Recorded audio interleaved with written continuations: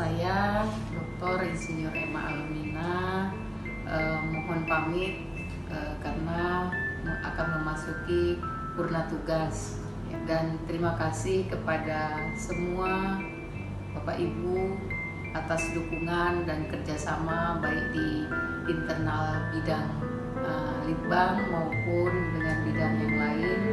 Saya sangat terkesan bekerja di Bapeda Aceh ini karena silaturahminya cukup baik, rasa kebersamaan juga sangat tinggi.